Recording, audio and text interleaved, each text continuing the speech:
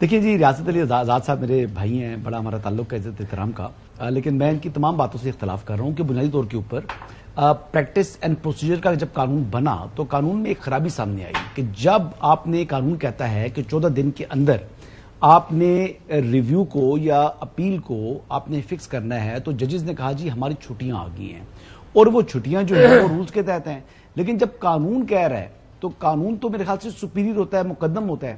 پھر وہ جسٹس منیب اختر صاحب تقریباً 1.5 مہینے کے لیے چھٹی پہ چلے گئے. تو ایسا ایک جو ہے وہ سمجھ لیں کہ ڈیڈ لاک بن گیا، جو آپریشنز تھے، جو فنکشن تھا سپریم کورٹ کا، تو اسی کو مد نظر رکھتے ہوئے انہوں نے جو حکومت نے اس کو امینڈ کیا ہے. پہلی بات تو ان کو بتانے کے لیے یہ تھی. تو دوسرا میرا سوال آپ سے سر یہ ہے کہ آپ کہہ رہے ہیں کہ جوڈیشل ریفارمز ہونی چاہیے. بہت سے لوگ یہ بات کہتے ہیں جی جوڈیشل ریفارمز بھی کرتے ہیں، کانسٹیٹیوشنل کوڈ بھی بنا دیں، لیکن چیف جسٹس قاضی فائز صاحب کی ریٹائرمنٹ کے بعد، یعنی آپ اکتوبر کی جگہ جو ہے وہ نومبر میں یہ کام کرتے، تو کیا الرجی ہے لوگوں کو چیف جسٹس قاضی فائز سے؟ کوئی ایک فیصلہ ریاست علی آزاد صاحب آپ مجھے بتا دیں جس میں انہوں نے آئین کو ری رائٹ کیا ہو، جس طرح اس فیصلے کو 63A کو ہم ڈسکس کر رہے ہیں. ایک فیصلہ چیف جسٹس قاضی فائز صاحب آپ مجھے بتائیے. اب آپ ایک فیصلہ میں فیصلہ بھی بتاتا ہوں، لیکن آپ نے کہا خود آپ نے اپنی زبانی کہا کہ اس سے جو آیا ہے آرڈیننس اس کے اندر ایک خرابی ہے، قانونی خرابی. اب آپ جب پورا کا پورا constitution by virtue of judicial reform جس کو آپ الیج کر رہے ہیں، آپ لا رہے ہیں، آپ کا یہ ایک آرڈیننس، ایک بنایا ہوا ایکٹ 1 سال نہیں چل سکا، تو جہاں آپ پورے کا پورا آئین چینج کرنے کے لیے جا رہے تو آپ کو تو پھر اس پہ بہت سارا ہوم ورک چاہیے ہوگا نا.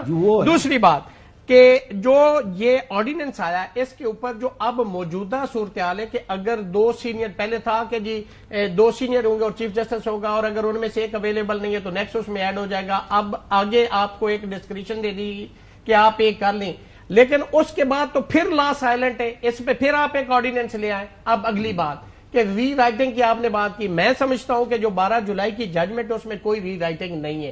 اس کی ریزن یہ کہ 1958 PLD سپریم کورٹ 200 کیس، اور اس کو چونکہ نظریہ ضرورت دیا گیا، جسٹس منیر کی وہ ججمنٹ تھی جس کو سپریم کورٹ آف پاکستان نے PLD سپریم کورٹ 1972 آسما جیلانی کیس میں انہوں نے کہا کہ اگر فاؤنڈیشن انلیگل ہے، سپر اسٹرکچر انلیگل ہے. ایک فیصلہ مجھے بتا دیں، ایک فیصلہ مجھے قاضی فائز صاحب کو بتا دیں جس میں انہوں نے جہاں الیکشن کمیشن کا پشاور ہائی کورٹ کا فیصلہ دونوں انہوں نے ختم کر دے، بنیادی طور پہ اینٹی اسٹیٹس کو چلے گئے. اس کے اندر آپ جس کو کہتے ہیں نا کہ ری رائٹنگ انہوں نے کی ہے، فائز عیسیٰ صاحب کا جی ایک ججمنٹ مجھے چیف جسٹس قاضی فائز صاحب کی بتا دیں جس میں انہوں نے جو کانسٹیٹیوشنل آرٹیکلز ہیں ان کو ڈسٹرب کیا ہو تشریح کے نام پر. ایک فیصلہ بتا دیں.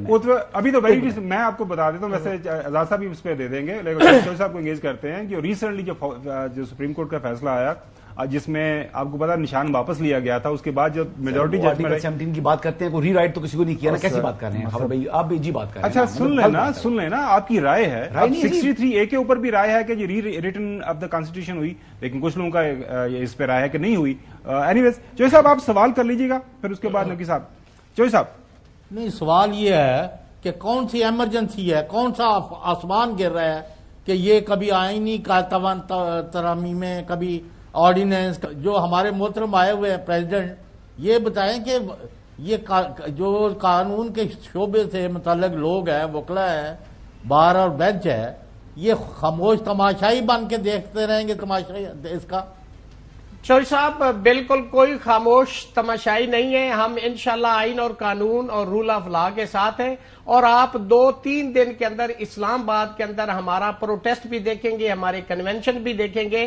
جو کچھ اس ملک کے ساتھ یہ جوڈیشل ریفارم کے اوپر کیا جا رہا ہے، یہ ایک متفقہ آئین کو دریا برد کرنے کے لیے جا رہے ہیں. جتنی چینجز اس کے اندر لا رہے ہیں، جیسے article 184(3), article 189، article 190، article 9، article 8، وہ تمام اس سے آگے آرٹیکل 199 جو ریٹ جورسڈکشن اس کو کرٹیل کرنے کے لیے جو جا رہے ہیں، یہ تو ایک نیا کانسٹیٹیوشن انٹروڈیوس کروا رہے ہیں. بجائے کہ اس کے آپ اس کو جوڈیشل ریفارم کہیں، آپ اس کو کانسٹیٹیوشن 2024 کہہ سکتے ہیں. ہم بالکل خاموش نہیں ہیں، ہم پہلے بھی اپنی آواز بلند کر رہے ہیں، لیکن اب آپ کو چوہدری صاحب نظر آئے گا اسلام آباد کے اندر ہم احتجاج بھی کریں گے، ہم ریلیاں بھی نکالیں گے، ہم کنونشن بھی بلائیں گے، ہم تحریک بھی چلائیں گے. اور اس ملک کے ساتھ جو متفقہ آئین ہے، جو فیڈریشن کی की अलामत है, जिसको एक पूरा सूबा अपोज कर रहा है, एक बड़ी पॉलिटिकल पार्टी कर रही, बार एसोसिएशन, बार काउंसिल उसको अपोज कर रही है, हम उसका दिफा करेंगे। हमने खत लिखा है 350-400 वुकला ने, जिसके अंदर मैं तीसरे नंबर पे हूं, और बहुत सारे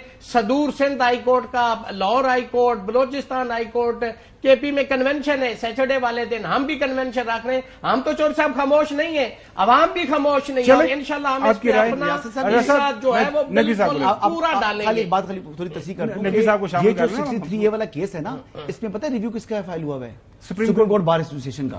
और पता है कॉन्स्टिट्यूशनल कोर्ट की किसका मुतालबा है? पाकिस्तान बार काउंसिल का। ये 300 है, वो 2 लाख वुकला की देखे नहीं देखे 2 लाख गुजारिश सुने, नहीं मेरी बात ये जरूरी नहीं है कि नकवी साहब को हम शामिल कर लें, फिर उसके बाद आते हैं। बिल्कुल आजाद साहब हमारे पास ही है। नकवी साहब, एक तो यह है कि आज सवाल कर लीजिएगा, कोई कमेंट जो अभी तक हमारी बहस हुई है उसके ऊपर कमेंट भी कर लें और सवाल भी कर लें आजाद साहब से।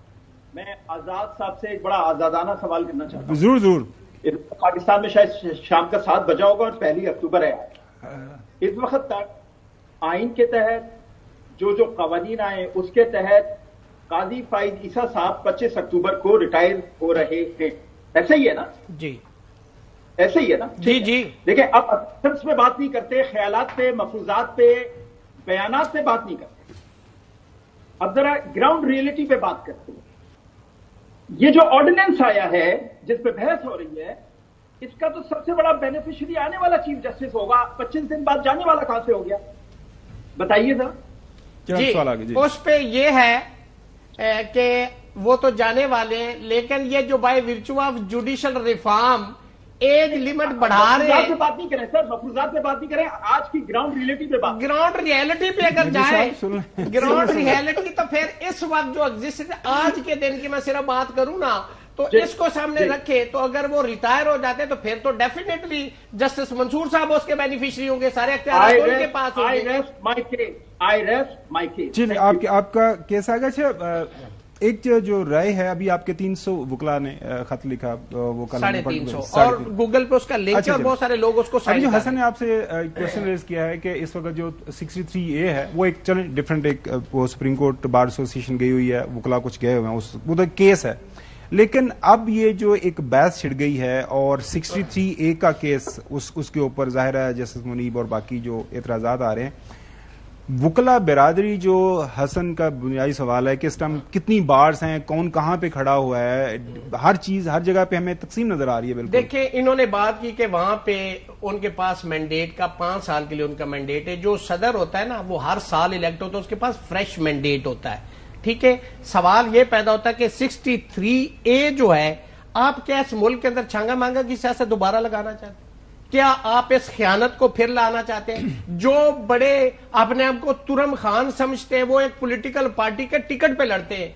किसी को नून पसंद है, किसी को जीम पसंद है, किसी को मीम पसंद है। अगर आप इतने ही हैं तो आप टिकट पे इलेक्शन ना लड़े।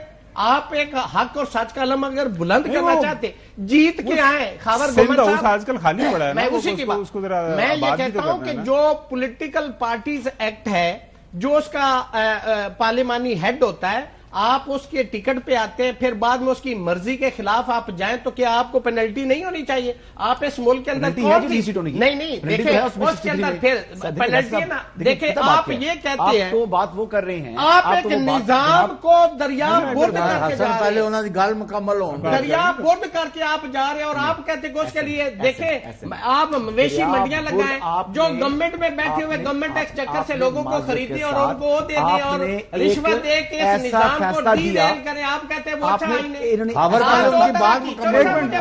हसन बात करें, वो बात खत्म करेंगे तो मौका मुझे मिलेगा ना। दो तरह का है, एक है law made by the parliament, एक लॉ है मेड बाय द जजमेंट। तो वो जहां पे लॉ साइलेंट होगा, आर्टिकल 186 क्या कहता है कि when there is ambiguity in the law, the President of Pakistan sent a reference to the Supreme Court for guidance and assistance। आपने जुल्फकार अली भुट्टो शहीद का केस क्यों भेजा है? अगर जहां पे देखें 63A में इस हवाले से लास्ट साइलेंट था, सुप्रीम कोर्ट ने उसको एक्सप्लेन करते हुए उसके अंदर ये री राइटिंग नहीं है।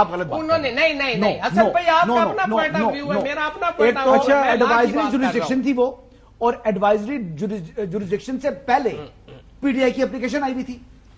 پی ٹی آئی کی اپلیکیشن کے 4 دن کے بعد پریزیڈنٹ رائے مانگتا ہے، پھر ایتھکس کی بات کرتا ہے. سر کچھ فیکٹس اپنے اسٹریٹ رکھیں، ہم بتا رہے ہیں.